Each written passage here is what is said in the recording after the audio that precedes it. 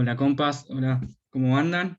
Nos encontramos otra vez más en otra charla de la Peronteca, un espacio que conformamos este año, un espacio de diálogo con nuestra historia. En este caso nos pareció pertinente en relación al 16 de septiembre poder encontrarnos nuevamente con nuestra historia y con un historiador como Gogo Morete, que nos va a dar una charla, un panel en relación a dos hechos súper importantes en nuestra historia.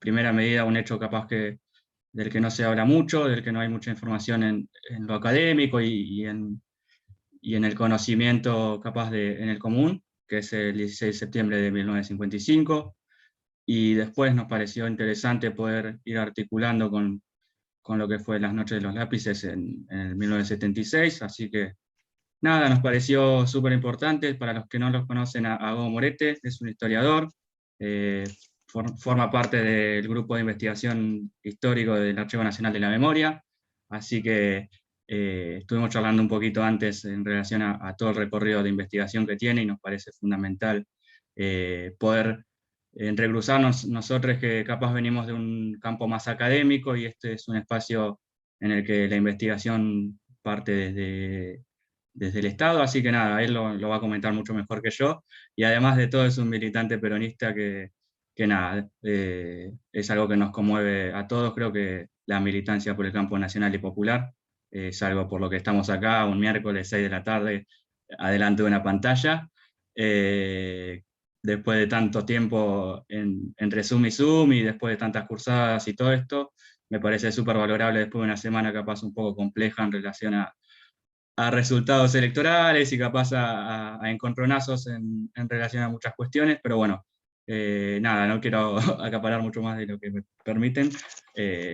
Así que nada, Gogo, te doy la palabra, arrancá por esto que capaz que veníamos hablando antes del enfoque de la investigación y después ya está todo en tus manos. Bueno, muchas gracias por dejarme contarles algo. En primer lugar, quiero decir que ellos ya no forman más parte del área de investigación histórica porque los amarillos me jubilaron, así que no concurro. Mi lugar de trabajo era la que comúnmente se llama ex-ESMA, un sitio de memoria. Para mí va a seguir siendo la ESMA porque pertenezco a una generación donde muchos compañeros perdieron allí.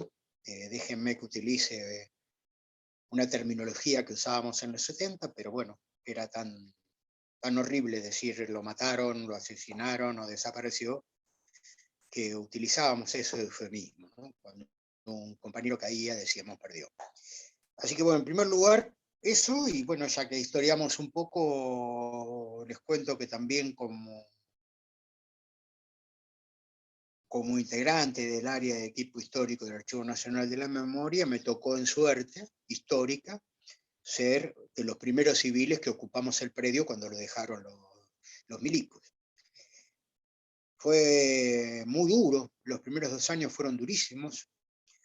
Los marinos cuando se fueron destruyeron las 17 hectáreas. Si no me equivoco, son 17 hectáreas y 34 edificios. Cada edificio es casi una manzana. El Archivo Nacional de la Memoria arrancó en lo que era la Escuela de Guerra, uno de los mejores, porque ahí estaban los almirantes, los contraalmirantes, la oficialidad mayor. Y fue el último donde estuvieron los milicos. No sé si hay tiempo como para que historie esto, porque me parece que es importante. Que bueno, ustedes que son más jóvenes sepan cómo los civiles fuimos parte de la recuperación de ese lugar tan doloroso, por lo menos para mi generación. Así que ya les digo, los marinos antes de irse ya sabían que se tenían que ir. Cuando Néstor lo dice en el 2004, ellos estuvieron 2 años hasta que dejaron el predio, y nosotros entramos en el 2006, si no me equivoco, en octubre empezamos a llevar las cosas y nos instalamos en marzo. Pero éramos muy poquitos los que empezamos. Entre los pocos que estaban, el equipo de audio, el equipo audiovisual, y nosotros, el área de investigación histórica. Ya te digo, fue muy duro porque esto era lo que quería decir. Los milicos destruyeron todos los edificios. Y en el caso nuestro, como era el último, Dejaron todos los radiadores, pero los pincharon. Entonces nos cagamos de frío, nos cagamos de calor, se llovía. En esas condiciones nosotros fuimos, por eso, bueno, esto es un poco autorreferencial, pero me parece que vale la pena. Me acuerdo que en los últimos años, cuando había algunos chicos que entraban y se quejaban porque no había internet, a nosotros nos daba un poco de broma. Porque fue muy duro, fue muy duro. Y a mí, ya que estoy, permítame que les diga esto, yo tuve la suerte de entrar por primera vez a lo que hoy es el Conti. Fui solo, con 2 fleteros, y fui el primero que abrió la puerta y entró. Lo cuento porque ahora hay un montón de gente que habla del Conti, que esto y que el otro, pero ese día no había nadie. Yo te puedo asegurar que no había nadie. Y entré los primeros libros, las primeras cajas, solo, absolutamente solo. Los chicos me acompañaban, los del flete, eran 2. Y me acompañaba en ese momento la voz y el consejo de Lilia Ferreira. Lilia Ferreira, ustedes sabrán, fue la última compañera de Rodolfo Walsh, con quien tuve la suerte de compartir muchos años de trabajo y de poder decir que una persona admirable, además de bellísima. Y siempre discutimos, porque por eso digo lo de la ESMA y la ex-ESMA. Dígame si estoy haciendo muy largo esta historia. Yo no quería ir a la ESMA, porque para mí la ESMA es la ESMA y sigue siendo la ESMA, porque yo tenía un hijo rubio y muy bonito, y sabía todos los niños que se habían sido apropiados, y yo en ese momento me había refugiado, porque era la práctica socialista, yo estaba clandestino, en Parque Centenario. Estaba bien, 25 minutos de ahí. Había otros chantas que decían que había que ir y nunca aparecieron. Lilia Ferreira decía algo que no me voy a olvidar más, y por eso me doy, creo que vale la pena decirlo. Lilia decía, yo voy a entrar porque el día que entre voy a sentir que entro con Rodolfo y todos sus libros. Y lo cumplió desde el día que entró hasta que se murió. Lamentablemente murió de cáncer y bastante mal tratada por los que se supone que eran los compañeros. Bueno, allí empezamos a trabajar en el área de investigación histórica con un grupo hermoso de gente. Y hicimos la primera investigación, que fue el bombardeo del 55. La investigación nace porque Néstor tenía la idea de que las leyes reparatorias, la 26.564 y la 24.301, tenían que tener un punto de inicio que fuera anterior a lo que en ese momento jurídicamente era aceptado, que era noviembre del 74, la irrupción de la AAA en el gobierno de Isabel. La ley salió, se sancionó en diciembre de 2009,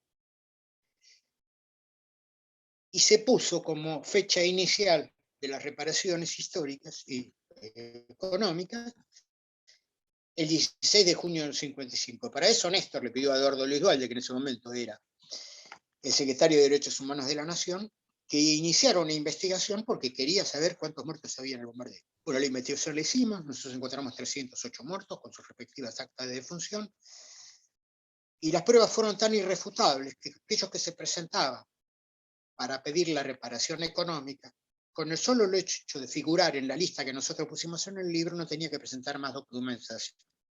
Después, en términos jurídicos, sí, había que llevar, etc., pero ya estaba comprobado, lo habíamos comprobado nosotros. Bueno, cuando eso se terminó, se dio por finalizada la investigación, se creyó que no se podía avanzar mucho más. Y cuando digo mucho más, te doy un dato para que recién charlábamos en la previa de lo difícil que son las investigaciones. Nosotros en el año 2006, creo que fue, le pedimos a la Policía Federal que nos mandara la lista oficial que sacó el 17 de junio de 1955. Todavía no la recibimos. Esa es la colaboración de algunos organismos del Estado vinculados a las Fuerzas Armadas. No, era oficial, no tenía que sacar ningún, no era, tenía que poner esto, lo que había salido en todos los diarios, que ellos lo habían atribuido, a nosotros no nos lo entregaron, tenían obligación por ley. Bueno, yo me voy a trabajar a las leyes reparatorias y ahí tengo una experiencia extraordinaria, tomo testimonios, no sé, centenas de testimonios, y empiezan a aparecer damnificados. Uno de los que participó en la primera investigación, el Pájaro Salinas, quería seguir con el golpe. y no se lo permití. Por H o por B iban por un lado o por el otro y no consiguió la autorización para la investigación. Yo empiezo a recibir, y acá le decía a los chicos, acá tengo las actas de defunción, que entre los que se presentaban a cobrar la reparación de junio, tenía 5 actas de defunción que eran de septiembre.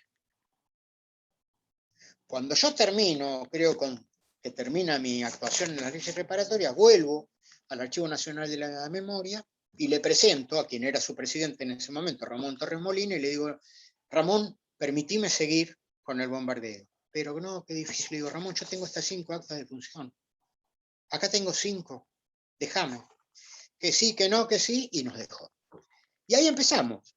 Empezamos porque la teoría que teníamos, o las 2 hipótesis sobre las que trabajamos, la pudimos demostrar en muy poco tiempo. Que el golpe había sido sangriento y que había muchos muertos. Nosotros encontramos, y esto es lo más importante, 158 actas de defunción. Es decir, que el piso del golpe de septiembre del 55 son 158, muertos, de los cuales tenemos actas de defunción como las que ustedes ven acá. Y la segunda hipótesis de trabajo, o sea, eran los muertos. O sea, la sangre y los muertos. Entonces eso nos llevó a trabajar durante bastante tiempo, un equipo que en ese momento éramos 4. Después yo, como lo iba pasado a buscar todos los días a un compañero que no voy a mencionar, porque falleció, lo convencí de que se incorporara y terminamos siendo 5. Ahora volvemos a ser 4 y bueno, el área se desintegró. Uno de los compañeros, Arturo, que sería hermoso que participara de esto porque se quiso todo el trabajo en Córdoba, donde fue el epicentro de los combates, porque allí hubo combates militares. En casi todo el resto del país eran o tropas que avanzaban para tomar Puerto Belgrano, por ejemplo, o la base naval de Río Santiago, que se enfrentaban y bueno, tenían combates medianamente cortos, como el de Ensenada, que duró un día y después se rajaban. En Córdoba no. En Córdoba no porque obviamente las fuerzas golpistas estaban siendo sitiadas. Y acá hay otra de las cosas sobre las que queríamos trabajar. Yo había propuesto que si la investigación saliera, el nombre del libro tenía que ser El mito del golpe incruento. Y el mito del golpe incruento lleva a que hoy se conozca el golpe de septiembre del 55 como la caída de Perón. Y acá no hubo ninguna caída de Perón. Acá hubo 7 días de combate que comenzaron a las 0 horas del día 16 de septiembre, con el primer muerto en Capital Federal, que era un policía llamado Altamirano, que mirá qué casualidad, uno de los policías que mueren en Ensenada también se llamaba Altamirano. Mirá, 2 policías llamados Altamirano que mueren. Este policía llamado Altamirano que encontramos en el cementerio de la Chacarita, el acta de defunción, el único muerto en Capital, fue asesinado por los comandos civiles, relato del propio Mariano Grondona al que él pertenecía. A las 0:45 del 16, en Capital empiezan las muertes y terminan el 23 o 24 de septiembre, esa fecha no está muy clara, en Rosario, con el levantamiento de lo que es conocido Villa Manolita, donde nosotros encontramos 38 actas de defunción. En el interín, que va de una fecha a la otra, hubo combates en Pringles, Torquín, Puerto Belgrano, Río Santiago, La Plata, Mar del Plata, Bahía Blanca, Rosario. Déjame que me ayude, Ensenada, Azul. De todo esto que te estoy diciendo, acá hay un cuadernito, no sé si se alcanza a ver, con mi letra, que es el relevamiento de las actas de defunción que yo voy a buscar por todos los cementerios de la provincia de Buenos Aires. Yo tengo todas estas actas de defunción, porque por suerte, el que en ese momento, que acá tengo el apellido, que era el director, por acá estaba, el director del Registro Provincial de las Personas, el doctor Alberto Higgs, me permitió que en su oficina hiciera el relevamiento de los libros de los cementerios, bajo su observación y la de sus empleados. Pero los pude hacer, pude relevar todos.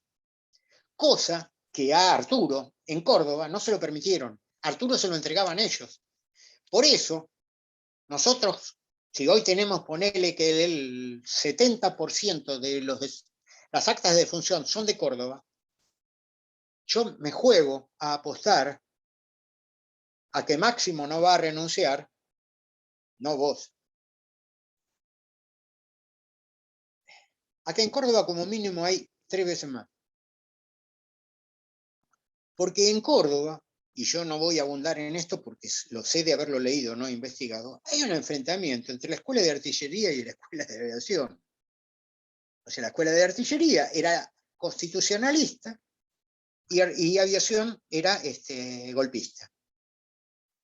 Los golpistas, como demostraron el 16 de junio del 55, no tenían ningún inconveniente en bombardear un regimiento donde se defendían con un Mauser. Lo hicieron en Córdoba también. En Córdoba hubo enfrentamientos en la municipalidad con las fuerzas de la policía. Y acá, si quieren, no sé, pues yo me voy un poco para ir desglosando qué fue lo que ocurrió y por qué hubo enfrentamientos. Nosotros teníamos, y creo que tenemos todavía, 3 fuerzas armadas. La Armada fue y será antiperonista, antinacional. Ellos consideran, lo dicen ellos mismos, su patria es el mar. En ese momento su mirada, su alter ego era la Armada Británica. Obviamente no iban a tener mucha simpatía con un gobierno nacional y popular. No la tenían, eran todo golpistas. En el ejército, que es el que decide finalmente el destino del golpe, del sangriento golpe del 55, había mitad y mitad.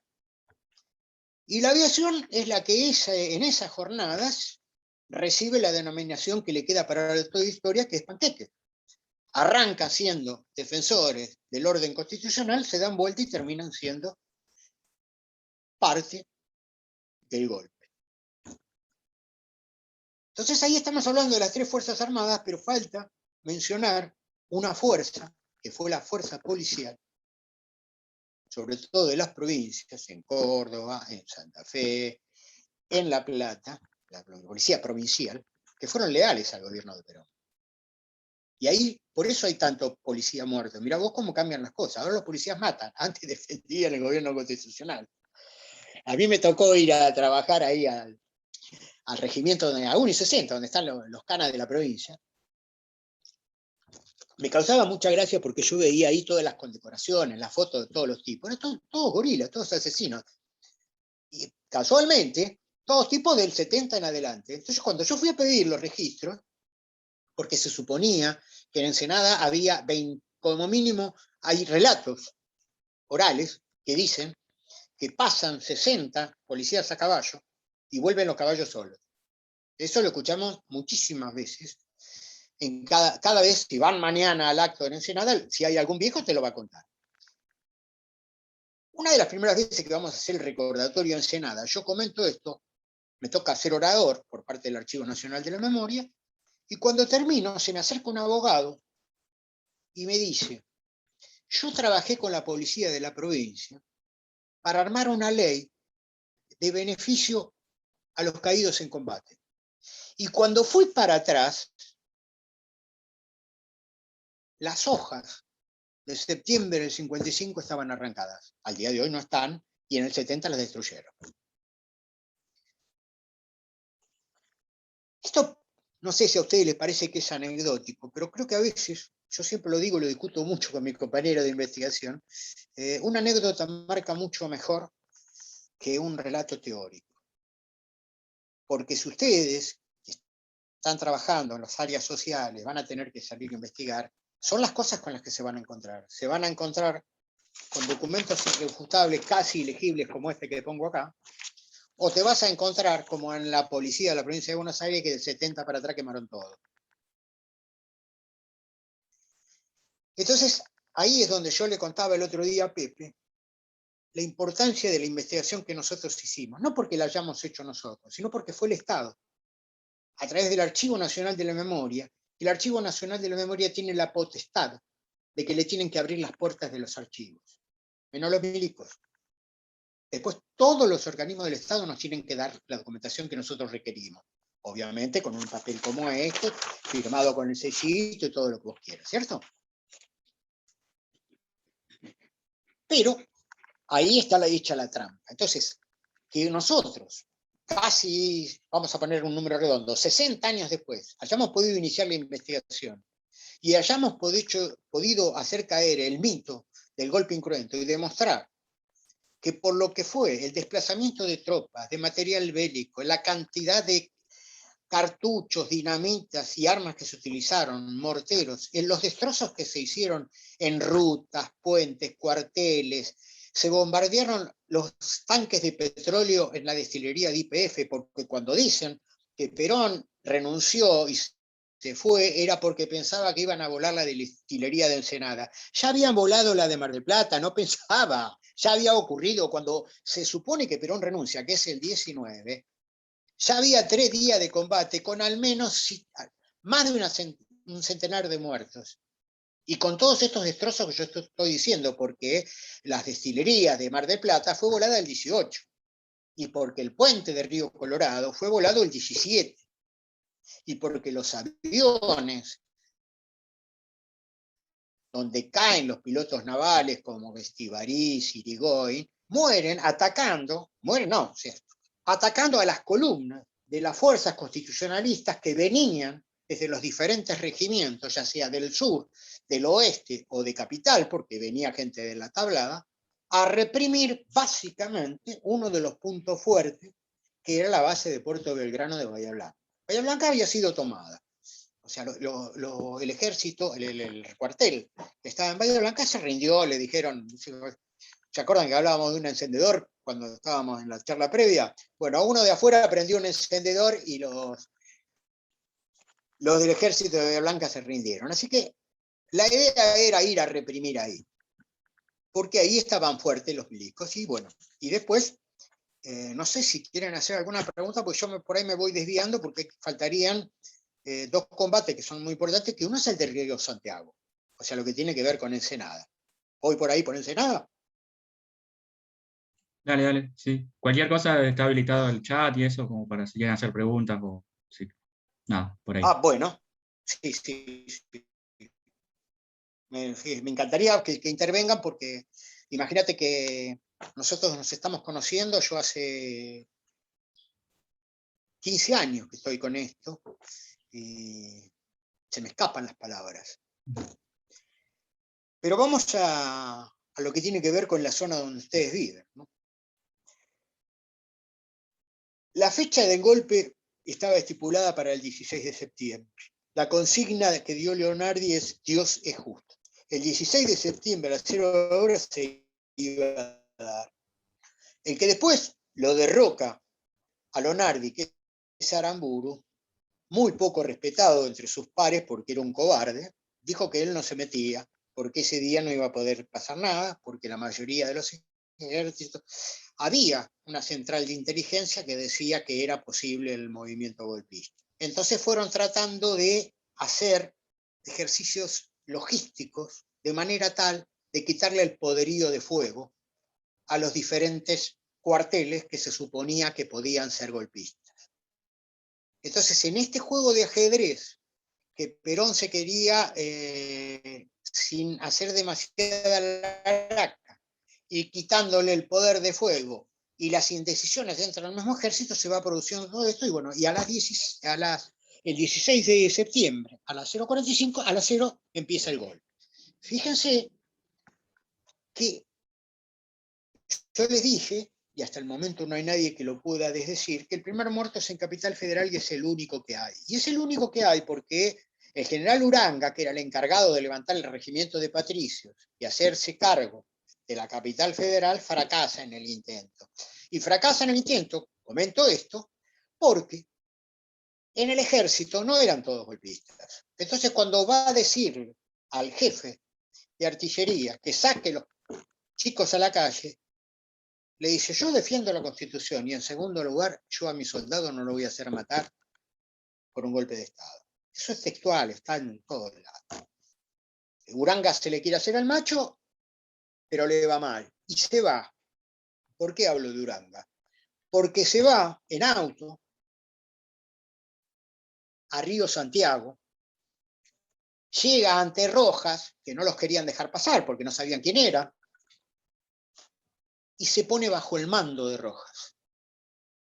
Es decir, que cuando se subleva la base naval de Río Santiago con las órdenes de Rojas, no había solamente gente de la Marina, ya había el ejército, se había partido, y unos pocos generales, como en este caso Uranga, se pone bajo el mando de Rojas.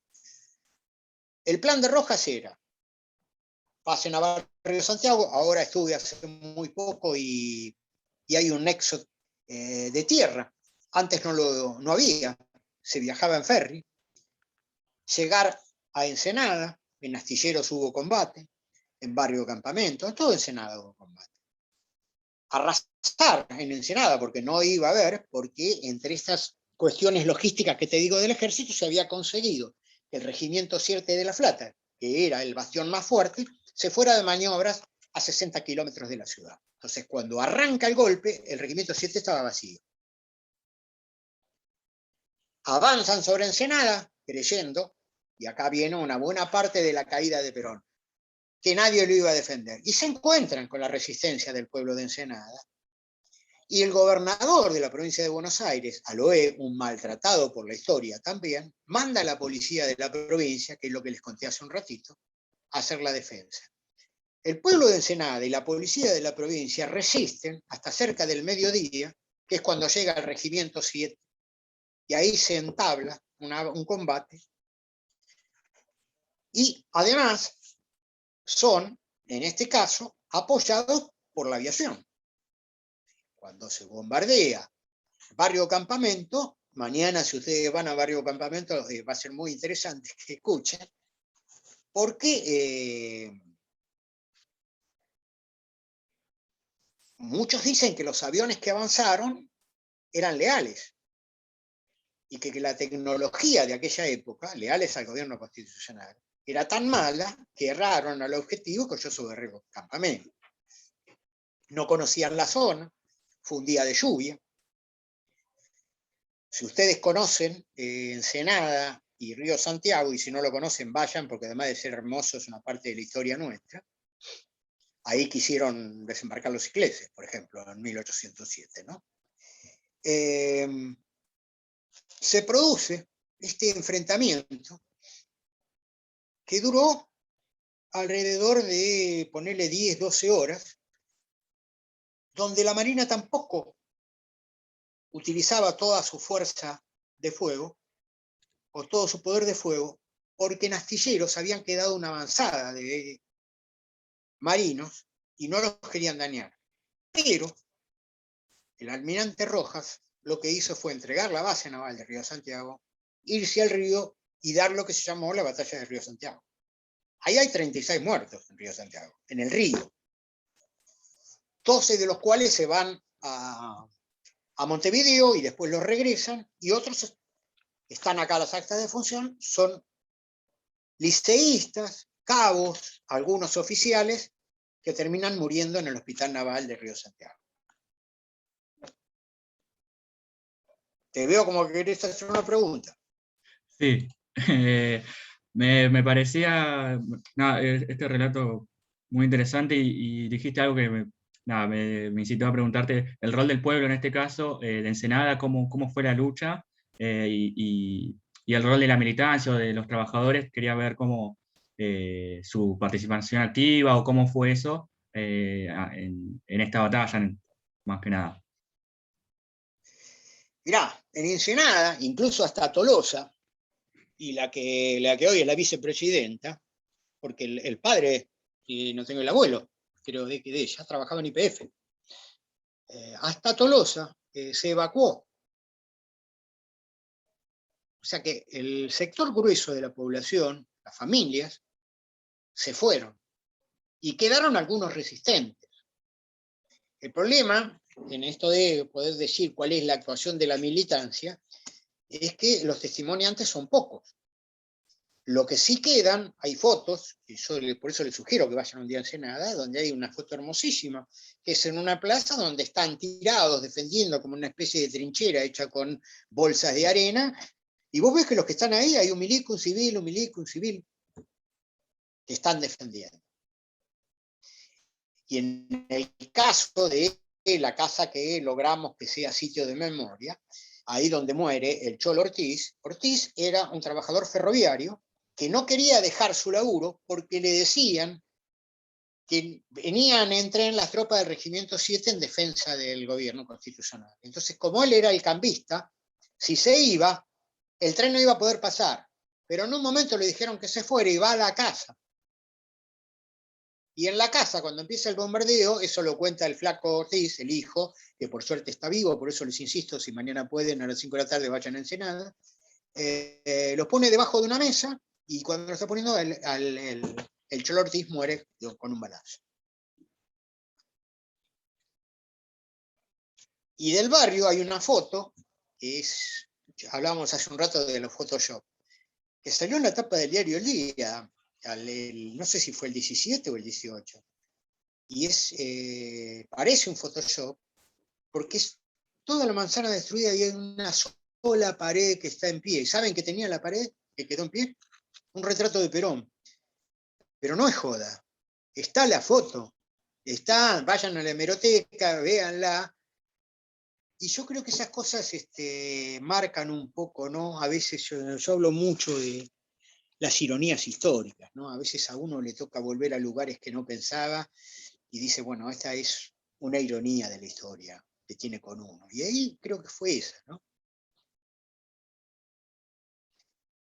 Pero el detalle es que entre la policía y los militantes, si vos querés llamar, pudieron defender a Perón. Otra de las cosas que por ahí no mencioné es que tanto en Rosario como en Córdoba, como en La Pampa, como en Mendoza, como en Rosario lo mencioné, la sede de la CGT fue baleada, fue atacada. O sea, los dos lugares en Córdoba eran el municipio, la casa de la policía y la CGT. O sea, la CGT en todos lados. Ahora, si vos me preguntás, y acá ya sí entramos en algo que tiene que ver con algo que yo no tengo un trabajo de campo hecho, ¿cuál es el papel? Los dirigentes del peronismo, digamos que no tuvieron una actuación decorosa, sobre todo los de las centrales obreras. Hubo una participación de lo que hoy se llamaría militancia, que en aquella época no tenía ese significado. O sea, la palabra, si me permitís ahora sí, militancia yo creo que empieza con la resistencia. Y no había militancia, esta es una apreciación absolutamente subjetiva, porque había participación. Es decir, algún sujeto histórico que estaba fuera del escenario nacional de repente participa. ¿De qué manera? De todas. Tiene trabajo, sale a pasear, se va de vacaciones, va a los clubes, va al centro. Entonces la militancia en ese momento, repito, de acuerdo a mi subjetividad, fue la participación social, económica y cultural. Es lo que hoy se llaman los derechos humanos de tercera generación. Bueno, esa era la militancia. Cuando en la previa ustedes charlaban que ustedes habían nacido porque les había tocado la buena y ahora les estaba empezando a tocar la mala, con la militancia pasa lo mismo. De hecho, el hecho que para mí parte al peronismo no es el 55 ni los fusilamientos del 56. El peronismo se parte en el Lisandro de la Torre en el 59, con Bandor que traiciona a la clase trabajadora y bueno, así querés dar dos cabos, ¿verdad? Que son los militantes a los cuales siguieron haciendo la resistencia y de los que nosotros nos consideramos los herederos y que creo que ustedes son los bisnietos. Entonces hay una línea histórica. Y dicen, sí, en el peronismo, vos decís, hoy hay diferencias en el peronismo. Las hubo toda la vida, las diferencias en el peronismo. Pasa que la militancia tenía determinados componentes. En mi época militar era un compromiso que te llevaba la vida en serio, literal. De hecho, si yo vivo acá en Berazategui es porque fui expulsado del lugar donde estaba. Y después de una recorrida termino acá por hechos que no vienen al caso. Y como yo, habemos miles. Pero a nosotros la política no nos acompañaba, nos determinaba. Cuando digo a nosotros me refiero a los que el 20 de junio estábamos debajo del palco, no los que estaban arriba. A mí, yo tiro, sí, me meto siguiendo en las intervenciones, parece que como una reflexión y tiro preguntas y puntas como para seguir. Primero me parece que es reinteresante todo este recorrido en clave, digo, en general el relato dominante tiene que ver con que el golpe se generó sin resistencia, o sea, como que no hubo una resistencia a esta discusión, y aparece muchas veces relatos de, digo, que no sé si es mito o verdad en relación a Evita queriendo armar a los obreros y toda esa cuestión y la resistencia de Perón. Bueno, hay como ahí todos mitos por ahí que me parece que está bueno entrarle. Digo, en parte, igual el relato que venía haciendo, digamos, pone en cuestión esas ideas. Y después la otra, que me parece que también está bueno como para meterle, es las conexiones entre los dos golpes, del 55 y el 76. Yo que sé que también hay algunas claves en la investigación. Bueno, lo de las armas de Evita no es ningún mito, es una realidad. Pero no te olvides nunca que nosotros le decíamos el viejo, pero en términos militares era el general Perón. A Perón eso de que los civiles tuviesen armas no lo convencía demasiado. Y eso fue una puja interna importante. Yo tal vez te la contestaría, más allá de que tengo testimonios directos, que sobre todo el 16 de junio asaltaron armerías o fueron a la sede del Partido Justicialista, a donde fuera a pedir armas y no se las daban. Yo te diría que algo que marca, no sé, para mi gusto, ¿no? En todo caso, más claramente esta historia, es que como te decía hace un rato, los que eran los dirigentes, los capitostes de lo que era no sé, los sindicatos, la CGT y todo eso, esos desaparecieron todos. Y cuando digo desaparecieron, está mal utilizada la palabra. Esos salieron de la escena política porque vinieron los de abajo. Y los de abajo fueron los que hicieron historia. De hecho, por ejemplo, Bandor, el 16 de junio del 55, era delegado en la Philips y juntaba los camiones para ir a la Plaza de Mayo a defender al gobierno constitucional. Ese era Bandor en el 55. En el 59 cambió. El 55 que fue creciendo hasta el 59, que ya en el 59 creció al punto tal de decir el peronismo sin Perón. Y en el 70 dejó de crecer.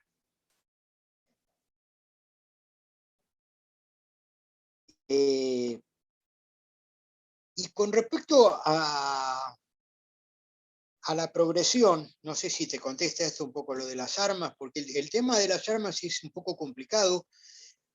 Para mí no, porque yo tengo muchísima suerte. Pero no te olvides que acá, a partir de los 60 y pico, empieza un fenómeno en casi toda América Latina y muy fuerte acá en Argentina, que es la aparición de las organizaciones armadas. Las organizaciones armadas no empiezan porque un loquito vio a otro con una remera del Che y dijo, vamos a hacer lo que hace ese que tiene una pinta bárbara, y las minas se van detrás de él. No. Acá había habido un bombardeo, había habido un golpe sangriento, había habido los fusilamientos, había habido el Conintes. El Conintes, yo tuve la suerte de trabajar en el Archivo Nacional, el Archivo General de la Nación, revisar decreto por decreto. Y yo te puedo asegurar que hay decenas de miles de presos Conintes. Entonces, se ganaban elecciones, se anulaban, no se dejaban asumir, y llegó un momento que unos jóvenes dijeron, bueno, acá no se puede hacer más nada. Hay que hacer otra cosa. Pero lo que siempre tiene que quedar en claro es que los que sacaron los fierros a la calle, los que empezaron a violentar el orden constitucional, fueron los aviadores de la Marina el 16 de junio del 55. Por eso nosotros creímos que el 16 de junio del 55 es el embrión del Estado terrorista. Hay una frase muy famosa, y si querés con esto hago los hilos de los golpes. Hay un conato de golpe el 28 de septiembre del 51 del general Menéndez, que es el tío o el padre de estos Menéndez genocidas que tenemos ahora. Tenemos ahora, por suerte, se están muriendo. No sé si es una suerte que se mueran, ¿no? Ese quiso dar un golpe y fracasó. Estamos hablando de un general del ejército. Después de eso, él dio una frase que para mí es la definitoria de la historia reciente. Dijo, ahí comprendimos que para voltear a Perón no iba a hacer falta no iba a ser posible con un golpe común. Iba a tener que correr mucha sangre. Es textual, eso lo dijo Menéndez. Y fue lo que ocurrió. Fue lo que ocurrió en el 55 y fue lo que ocurrió en el 62, porque no se dice nada de la pelea de los azules y colorados, eso no lo cuenta nadie. Ustedes que son jóvenes lo pueden estudiar. Y fue lo que pasó en el 76. O sea, el nivel de violencia fue progresando hasta llegar a lo que creo que es lo máximo, y espero que sea así, los 30.000 desaparecidos. Pero los 30.000 desaparecidos no son posibles sin el bombardeo, porque ¿sabés quiénes eran los edecanes del ministro de Marina Olivieri, que toma el Ministerio de Marina que estaba frente a la Casa Rosada, que era desde donde se disparaba el 16 de junio del 55? Te voy a dar el primero nombre que por ahí te va a sonar. Emilio Macera. Montes y Mayorga. Esos eran los 3 edecanes. ¿Sabés quién estaba exiliado hacía unos meses en Montevideo y que fue el que recibió a todos los aviadores que se rajaron el 16 de junio? Suárez Mason. ¿Sabés quiénes eran los golpistas? Lanusse, López Aufrán, Menéndez. ¿Sabés cómo se llamaba uno de los capitanes que hizo el golpe del 55? Rial, Perren, Acosta, ¿te suenan? Menotti, Espinosa. El golpe de 55, la cara la ponen los almirantes, los generales, pero el golpe lo hacen los cuadros medios. Esos cuadros medios del 55, los Macera, ponerle los Mayorga, los Montes, los Suárez Mason, los Menéndez, son los generales del 76. ¿Hay una unión? ¿Hay un vaso comunicante? Por eso sería interesante algún día que todo esto se publicara, porque los apellidos son los mismos, chicos. Y los apellidos de los civiles también. ¿Saben quién era el 16 de junio uno de los jefes de los comandos civiles que tenía que tomar la Casa Arrollada? Mario Amadeo, que es el tío de este Amadeo que está ahora. ¿O vos creés que es casualidad que se repitan los apellidos? Amadeo, Bullrich, Pinedo, Lanusse. Son los mismos. Y los que estamos de este lado no tenemos nombre. Por eso fuimos CNN o desaparecidos. Porque como bien dijo esa maravillosa frase de Rodolfo Walsh, que la oligarquía se empeña en quitarnos la historia, en quitarnos los héroes, los mártires y los referentes, así tenemos que empezar todos los días de nuevo. Por eso la importancia de estas dos investigaciones, que son un piso, chicos, son un piso, es que acá tenés 308 nombres y apellidos del 16 de junio, y como mínimo 158 del 16 de septiembre, acá hay nombres y apellidos, no venimos de la nada. La resistencia o la militancia que tienen ustedes son los nietos o bisnietos de estos que están acá, porque a estos no los mataron. Algunos de casualidad el 16 de junio porque salían de la boca del subte y se ligaron un bombazo. A estos los mataron porque eran peronistas. Cuando dicen que el 16 de junio querían matar a Perón, Perón iba en moto de donde está hoy la Biblioteca Nacional, que era la residencia presidencial, no era Olivos, iba en moto, iba en auto, porque al viejo le gustaba andar en auto, le gustaba andar en moto. Lo tenían en todas las esquinas. El viejo recibía a cualquiera de estos generalotes que después le dio el golpe, armados. Si lo querían matar, ¿te parece que vos no sacarías, si vos querés matar a un tipo tan nefasto, no sacás la 45 y le pegás un tiro en la cabeza? No, lo que querían eran escarmentar al pueblo. Hay una frase que yo cito, porque lo leí en la causa civil de Olivieri. Hay un tal capitán Berreta que estaba en el edificio del Ministerio de Marina con una ametralladora pesada, y a las 3 de la tarde, cuando ve que los civiles avanzan, porque del Ministerio de Marina habían sacado la bandera de blanca rendición, cuando avanzan los civiles a tomar el Ministerio de Marina, es textual lo que dice, ¿eh? Los vi avanzando al grito de la vida por Perón y les di el gusto. Menos de 10 no cayeron.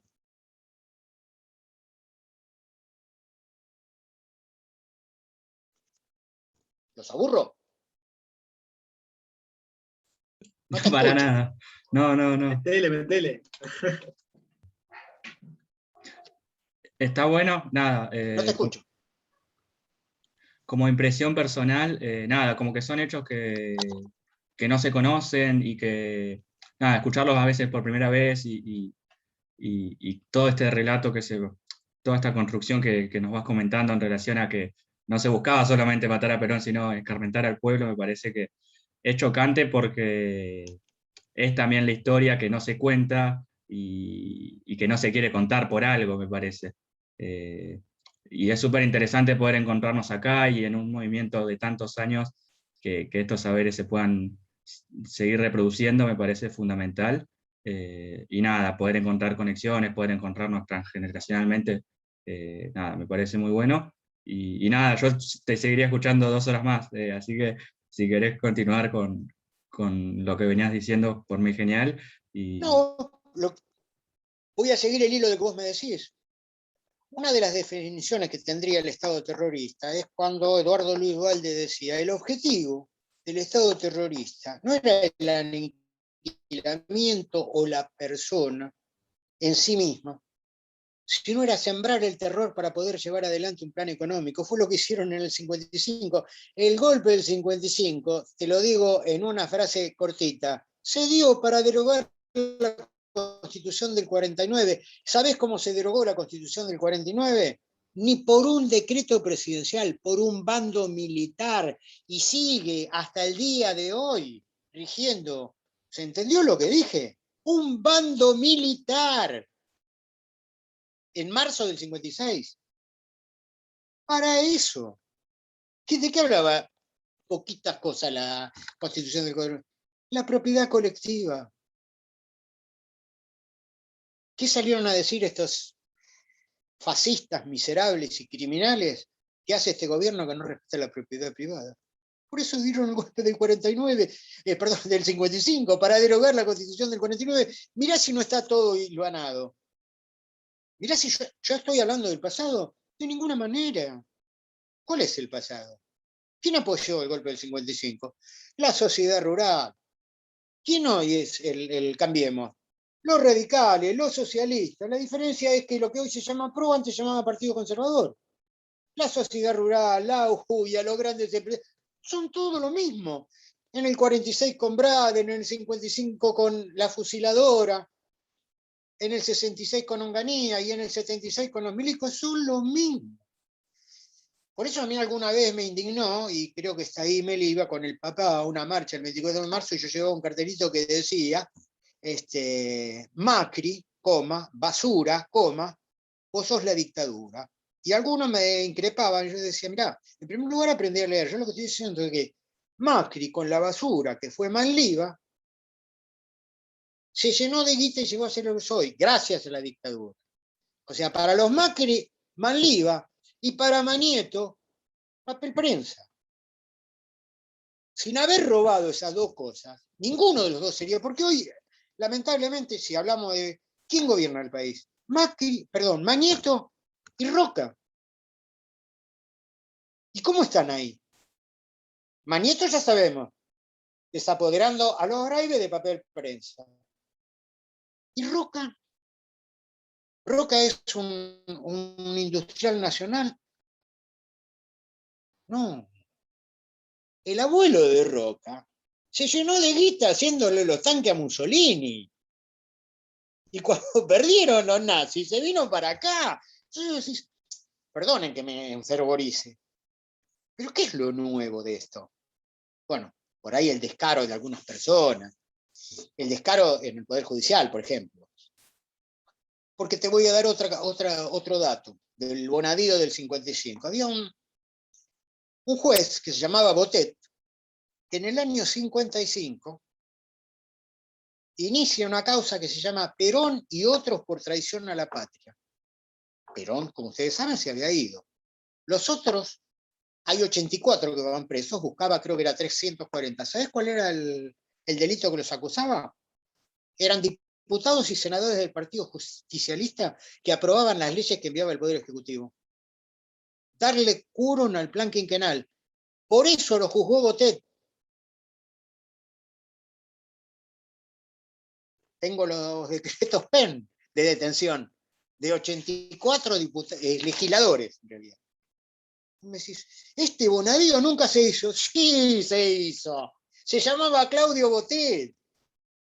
Tengo la foto de la carátula de la causa que dice Perón y otros por traición a la patria. Bonadío no dijo traición a la patria a Timerman y Cristina por la firma de memorándum. A este será traición a la patria porque vos en la legislatura apoyás los proyectos de ley de tu ejecutivo. Bueno, había caraduras como ese. O cosas que también tampoco se dicen, ¿no? Y que tienen que ver con esta hilación de los golpes. En el 55, la Libertadora declara en comisión a todo el Poder Judicial y los hace jurar por el acta constitutiva y crea la Junta Consultiva. Y en el 76 hacen exactamente lo mismo y los hacen jurar por el proceso de reorganización nacional. Hay un desplazamiento constitucional que se repite 20 años después y nadie dice nada. La diferencia con Macri es que él está más cerca de lo que sería para Agamben un estado de excepción. Está la Constitución, pero él no la respeta y gobierna al costado. Todo el poder judicial del macrismo, o todo lo que hizo el macrismo.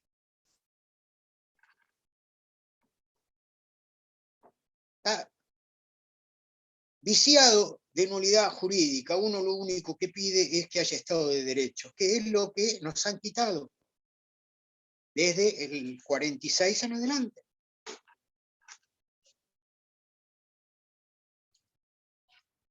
No sé si alguien de la sala tiene alguna pregunta, alguna reflexión. Estaría buenísimo como aperturar a quienes quieran comentar algo. Me parece que esta hilvanación que fuimos haciendo de temas da para reflexiones y creo que es momento de también aperturarnos a hablar. Es fundamental poder compartir y reflexionar en conjunto porque la memoria creo que es una construcción colectiva. Así que invito a quienes quieran hacer alguna pregunta, alguna reflexión.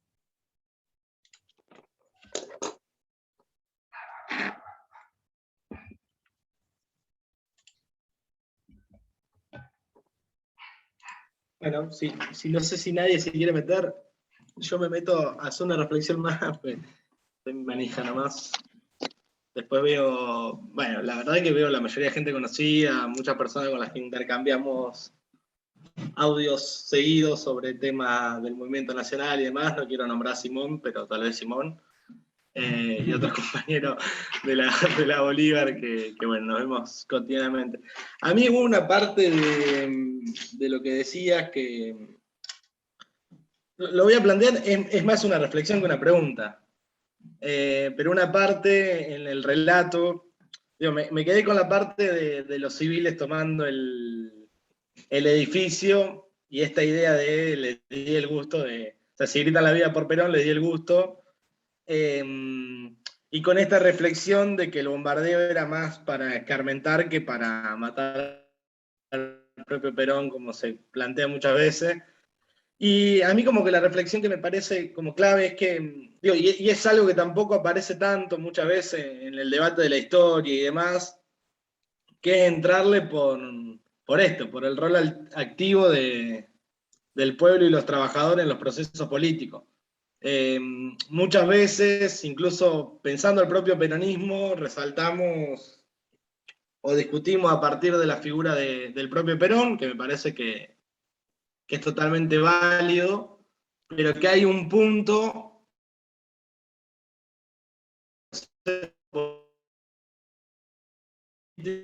político y social que se desprende, y ese proceso político y social lo encarnan personas de carne y hueso, muchas veces en el anonimato, que han dado pelea y que han dado la vida. Y digo, me parece importante incluso para reflexionar porque si no, digo, y a nuestra generación también nos pasa en otras discusiones, digo, de mirar el presente con una nostalgia de algo que no vivimos, es medio loco. O sea, como que por momentos tenemos nostalgia de algo que no vivimos, que puede ser un liderazgo como el de Perón o peleas de otras épocas. Y creo que eso a veces nos corre de foco y de eje en relación a nuestro lugar hoy y a nuestras peleas hoy y a lo importante de organizar los diferentes, o sea, de los diferentes sectores sociales y los diferentes frentes de masa en los que estemos, sea en la universidad, sea en un sindicato, sea en un barrio o sea en un club. Nada, me quedaba con esa reflexión básicamente, con la reflexión del lugar del pueblo en la historia y quién es el sujeto de la historia, digamos. Porque me parece que la cabeza liberal muchas veces no, la cabeza y las operaciones liberales muchas veces nos llevan a pensar en esto, a poner a un Perón en un bronce, o pensar de todas maneras otros liderazgos también actuales, no sé, también puede ser con Cristina, digo, depositar una confianza un montón en una conducción, que está perfecto, pero me parece que las transformaciones y el lugar, digo, y eso es a lo que fueron a aniquilar y a lo que todo el tiempo le plantean y los ponen los ejes para que no se pueda construir, que es eso, es como pueblo nos rearticulamos entre los diferentes sectores y peleamos de los espacios donde estamos. Y ahí esa reflexión a mí me quedó, digamos. Al menos a mí se me va hacia ahí. Me parece que incluso en momentos como el domingo, digo, que fue una derrota electoral, digo, y que el bombardeo mediático, incluso el bombardeo en redes, nos lleva a pensar los procesos históricos como procesos electorales. Y me parece que ahí me lleva a esa reflexión, ¿no?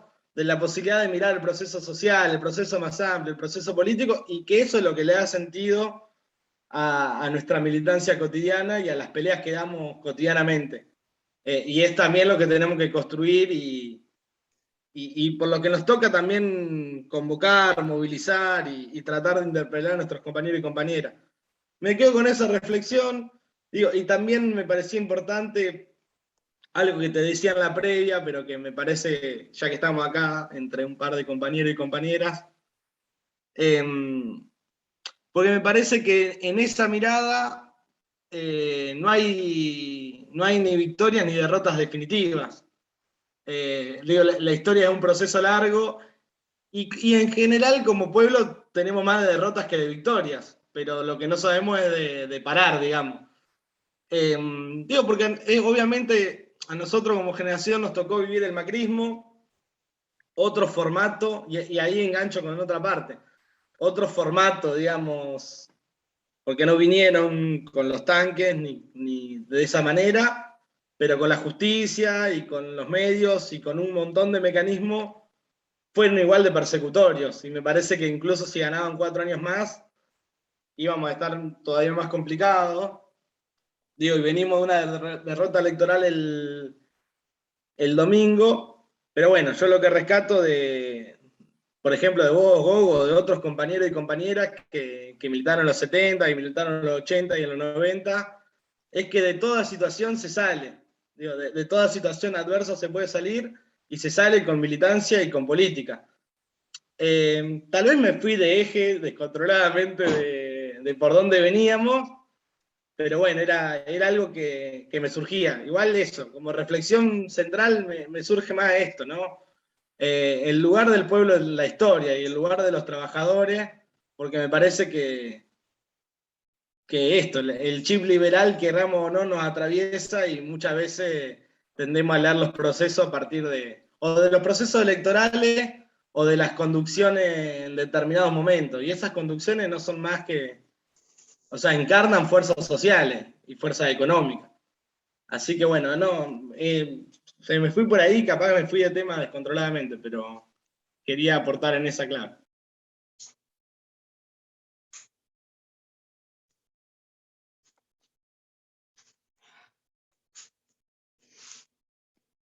Si nadie levanta la carta, yo me animo a decirte algunas cosas que tienen que ver con lo que es un proceso histórico, ¿no? Todos tenemos delante, por suerte, una generación en la cual nos referenciamos y otra que no. A nosotros nos tocó en suerte referenciarnos con los compañeros de la Resistencia. Y yo creo que por ahí ustedes, aunque están muy viejitos y ya casi no caminan y quedan muy poquitas, creo que tienen un referente que nosotros no teníamos, que eran las abuelas y las madres, fundamentalmente. Y entonces me parece que cuando uno duda lo que tiene que hacer es mirar dónde están las madres. Y entonces vos ves que por ahí tenés una mujer, no sé si le simpatiza, ¿no? Que vivió toda la vida en el dique, que apenas puede caminar, que tiene todo, es más, creo que hasta es de gimnasia, pobre. Pero cuando te dan un sopapo, es la que viene, agarra y te pone un pedacito de hielo, un bife. Nosotros estamos en una situación, o defendemos un proceso histórico que creo que arranca en 12 de octubre de 1492, para poner una fecha. Nosotros nos sentimos americanos, nosotros sentimos que tenemos una voz y tenemos un relato. Pero a diferencia de nuestro, que yo no creo que sea adversario, es enemigo, porque ellos nos matan. Y no, cuando digo que nos matan a lo largo de la historia.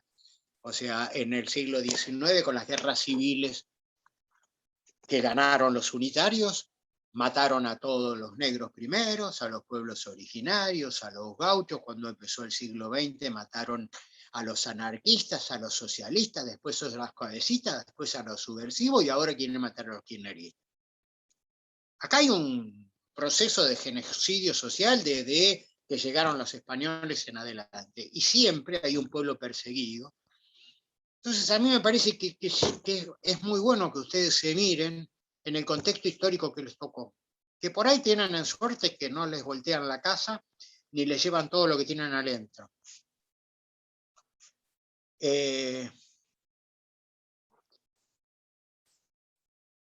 Pero ustedes están expuestos a algo que a mí me da repugnancia. Por ejemplo, yo no podría bancar en otro momento. Acá cualquier estúpido, como puede ser un tipo que a mí me causaba gracia, y cuando vi la cantidad de votos que sacó ya no me causa más gracia y me asusta.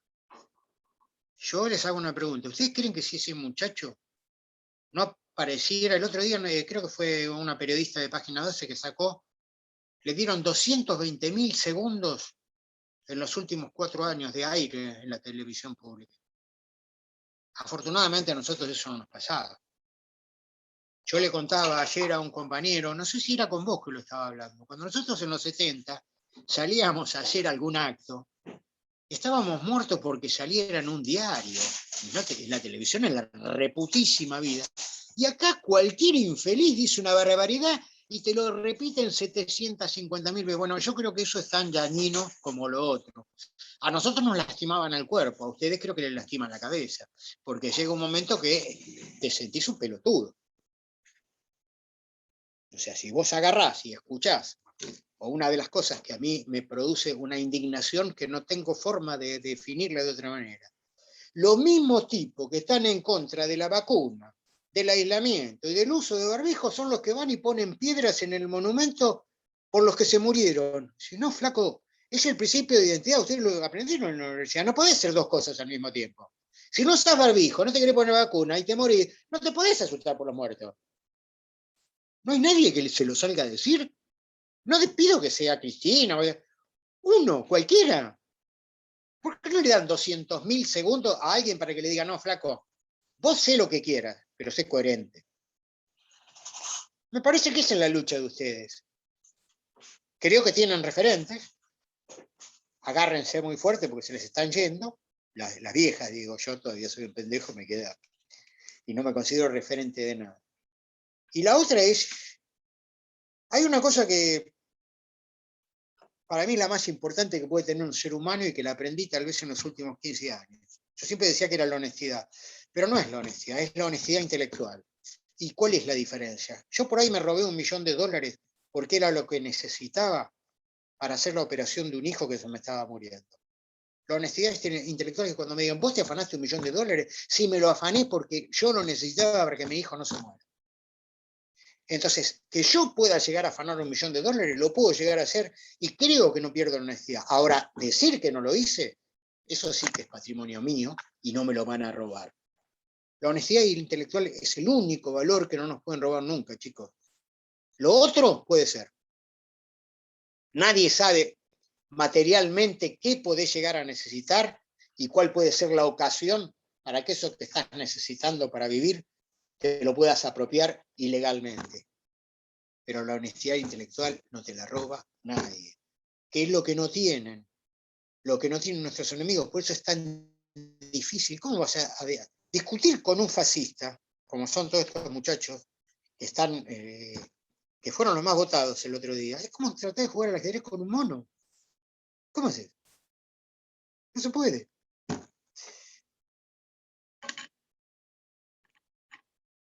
Y como viejo, si querés, te termino diciendo algo. Yo tengo más elecciones perdidas que vos. Y mirá vos, todavía tengo pelo.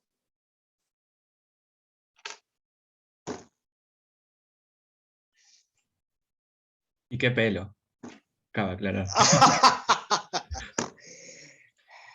No pierdan los referentes, chicos. O sea, nosotros tenemos la suerte que otros países tal vez no han tenido. Nosotros acá tenemos teóricos del valor de Hernández Arregui, tenemos a Jaureche, tenemos a Puigros. Léanlo. Si vos lo lees a Jaureche ahora, no podés creer que eso lo escribió hace 50 años. Cuando Jaureche hablaba de lo que fue el golpe del 55, las medidas económicas, y vos estabas en el gobierno de Macri y decías, pero ese hijo de puta ya vivió.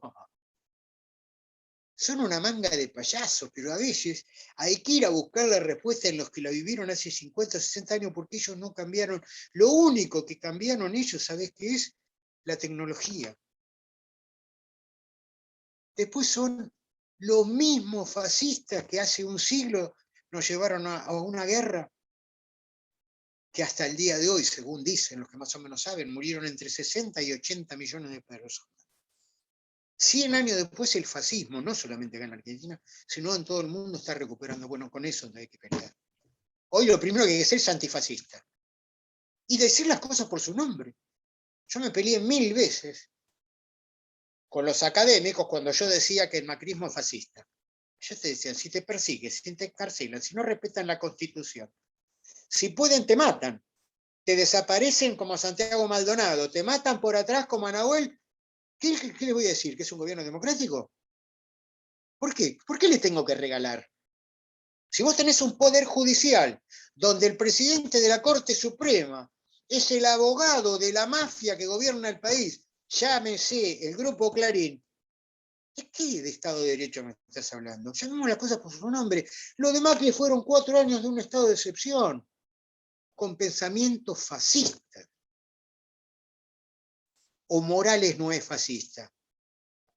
Y cuando ustedes se tiren de los pelos, por la selección que se perdió el domingo, no se olviden nunca que hoy hinchan la pelota con esa famosa foto. Entonces, fíjate vos cómo tiene razón Pepe cuando dice del chip liberal. Resulta que por esa foto se perdieron votos. Ahora, ¿no perdimos votos porque Milagro Sala sigue presa? ¿No perdimos votos porque Stornelli sigue siendo fiscal? ¿No perdimos votos porque ese delincuente mira, ni me quiere salir el apellido, es el procurador de la Nación y no lo pudimos sacar? ¿Por eso no perdimos votos?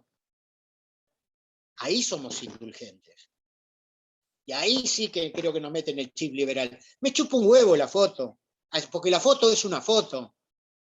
Lo de Stornelli, Morales, Irursun, Rosenkrantz, Lorenzetti, esa es una película. Es una película que lleva años.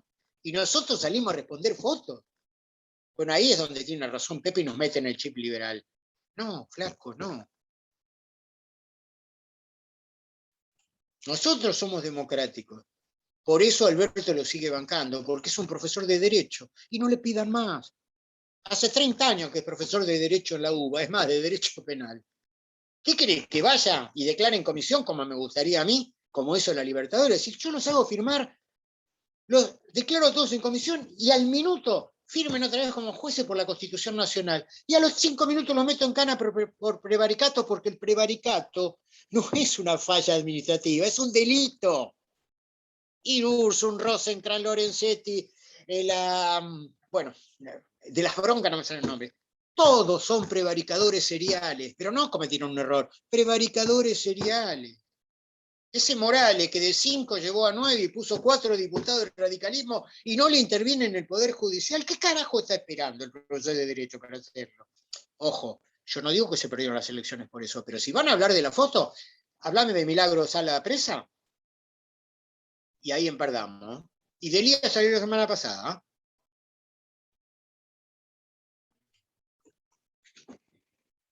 Ahí, Gogo, nos tiraste un centro Los cansé. genial. No, ni muchísimo menos. Nos tiraste un centro genial en relación a volver a leer a Jaureche, a leer a tantos autores que nombraste, porque este espacio está fundado en lo que es una peronteca, es una biblioteca virtual, donde tenemos un link donde están todos estos libros. Así que nada, los invitamos también a volver a esos libros.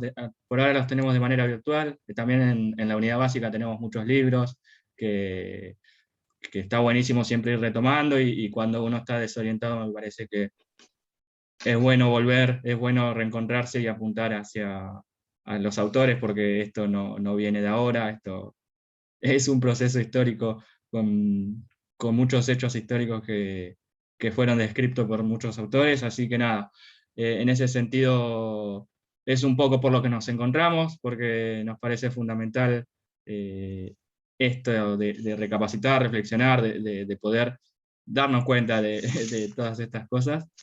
Y ni muchísimo más. No sé si alguien más quiere hacer otra reflexión en relación a lo que dijo Pepe. Me parece que es buenísimo, y esto que planteabas al principio de la militancia y lo que se daba antes del 55 me parece fundamental en relación al sujeto de derecho activo, que me parece que es algo que tenemos que retomar y militar también desde ese lado.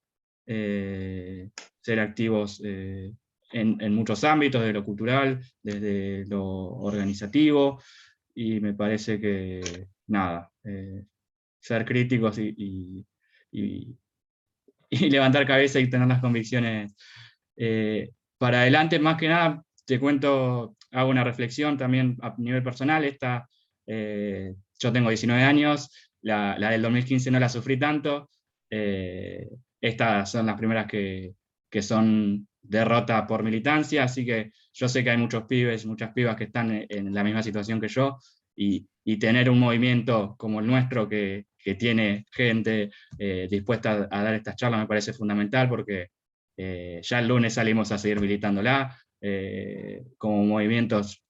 Nada, estoy muy contento porque tuvimos una charla con compañeros y compañeras de Colombia, ayer tuvimos otras reuniones, hoy seguimos en las calles. Creo que este es el camino, y seguir discutiendo me parece fundamental. Así que nada, no sé si alguien más tiene algún aporte. Se vienen... Sigo. Déjame que te diga una cosa, que me gustaría que ustedes lo piensen. No se olviden de las paredes, chicos. Las paredes hablan. Las paredes están blancas. Denle un poquito menos al teléfono y pinten una pared. Pinten una pared. ¿Saben cuánta gente pasa? Porque los que miran las paredes en blanco son los que van parados en los colectivos, no los que votan a Macri. Miren las estaciones de trenes, las terminales de colectivos, esos ramales de colectivo que entran en el barro profundo. Elijan una pared y pongan una pintada, a veces hasta una graciosa, porque vos de un chiste te acordás. Pero esas cosas que pasan por los memes, a veces hay algunas que son más elocuentes que un discurso. Pero no dejen que las paredes sigan en blanco, porque esa es la gran... Yo porque por ahí perdí compañeros pintando paredes y después sufrí lo que fue la degeneración de la política, que unos dicen que fue Menem, pero fue la coordinadora. O sea, Alfonsín empezó a pagar para que se pinten las paredes. Nosotros llegamos al 83, que termina la dictadura, donde pintar una pared significaba que te fusilaran o desaparecieras, a que se pagara por pintar una pared. Y la fueron degradando de tal manera que hoy las paredes están en blanco y los que van en los colectivos o en los trenes parados pueden ir con el cosito acá como tengo yo ahora, escuchando lo que sea, pero lo que se ve es mucho más elocuente que lo que se escucha. Pinten una pared con la cara del que se te ocurra, con una cosa graciosa. No le regalemos el silencio. Se los doy como reflexión. Hace años que no veo una pared pintada. Es más, si me dejan como viejo militante, pedirles un favor, pinten una pared. Vayan a la estación de La Plata, porque los que viajan en tren son pobres, y pongan Viva Perón. O si no les gusta Viva Perón, poné Viva Cristina, o gracias Axel por la vacuna, porque resulta que ahora, en joda podés poner, si querés, mira, te doy una idea, es larga la pintada, ¿no? Cuando Macri se enojó porque perdió las elecciones, aumentó el dólar. Alberto mañana se va a enojar y no te va a vacunar más, boludo.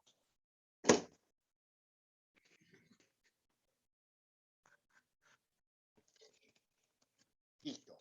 ¿Me pueden cortar? Que tengo que ir a comer. Bueno, yo no, para agradecerte por estar acá. A mí me encantó la charla. Había un montón de datos incluso que no los tenías y la forma incluso en lo que lo decís me interpela. O sea, como que las preguntas que tirás me interpelaron y me hicieron decir, ah, claro. O sea, mientras charlabas me acordaba de otros hechos históricos que capaz, no sé, estamos viendo en alguna materia o que charlamos con compañeros y es así como decís, o sea, eh, hay muchos actores sociales que hoy se repiten, digamos, muchos apellidos que se repiten, y que, digamos, en los momentos, o sea, como siempre, le quieren sacar al pueblo lo que es suyo, y de diversas maneras, o sea, así como decía Pepe, hay mecanismos que hoy cambian, obviamente, por la época, pero bueno, hay que seguir resistiendo y luchando. Así que te agradezco por la charla, o sea, te agradecemos por la charla, y contarte que el 21 de septiembre vamos a ir a hacer pegatinas a las paredes, así que de alguna manera te cumplimos el deseo ya de antemano. Mandame un WhatsApp para verla. Dale, dale, te mandamos. Muchas gracias y bueno, para mí, bueno, con vos me une el cariño que sabés que le tengo a tu padre, así que no somos desconocidos, pero bueno, es hermoso escuchar jóvenes que piensan, es hermoso.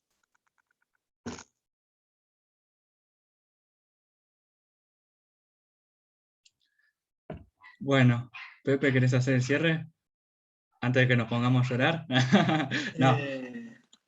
No, yo quiero que, como que ya hubo cierre, no, me parece que, no, nada, la verdad que son necesarios estos encuentros en clave de la discusión histórica, de la discusión histórica que necesariamente nos encuentra con el presente. Me parece que arrancamos en el 55 y terminamos con Macri Bonadío y toda la otra manga de cosas. Pero me parece que nada, también un poco la intención de estos encuentros y estos espacios es que den lugar a estas discusiones, a que nos vayamos, y me parece que incluso a que muchas veces nos vayamos con más preguntas que certezas. Me parece que las preguntas que abren discusiones, que abren debates son las más importantes.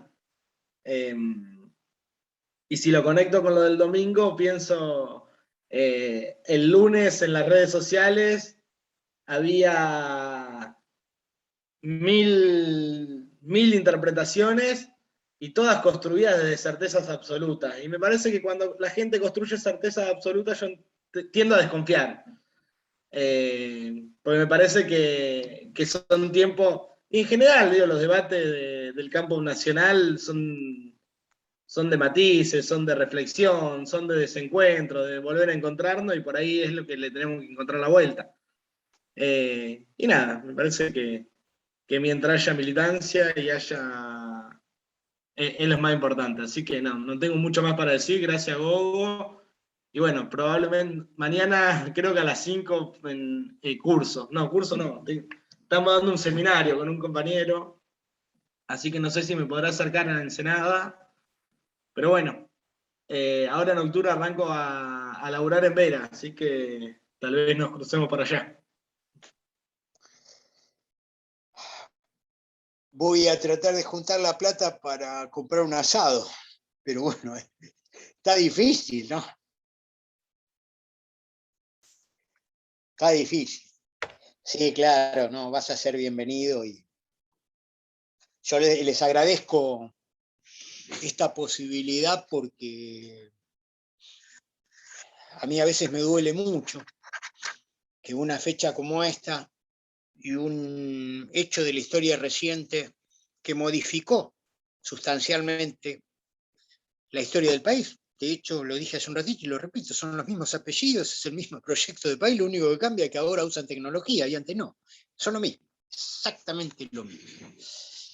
Y bueno, que haya ciertos compañeros peronistas que del golpe del 55 y del bombardeo no hablan, y sí de los fusilamientos de junio del 56.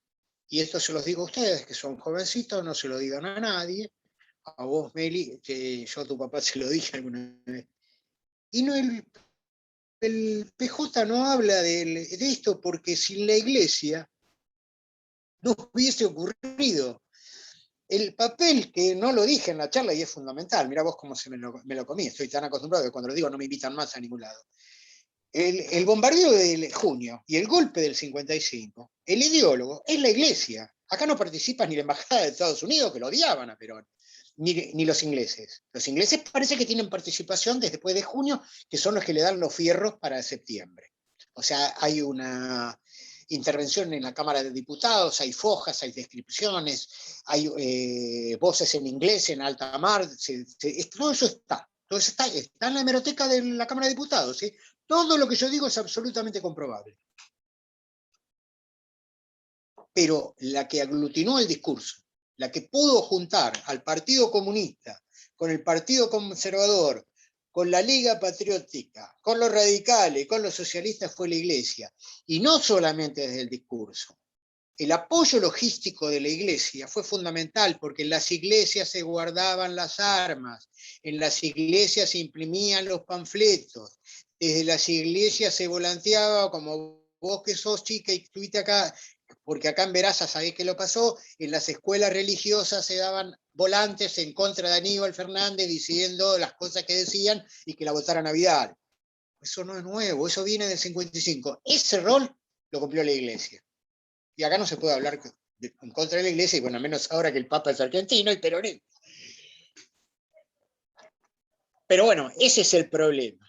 Del golpe del 55 y del bombardeo del 55 no se habla porque el ideólogo, el aglutinador del discurso, la base logística, era la iglesia. Y si quieren termino con una anécdota. El general Videla Balaguer, que es el jefe operativo del golpe en Córdoba, el 16 de junio del 55, el día del bombardeo, fue leal.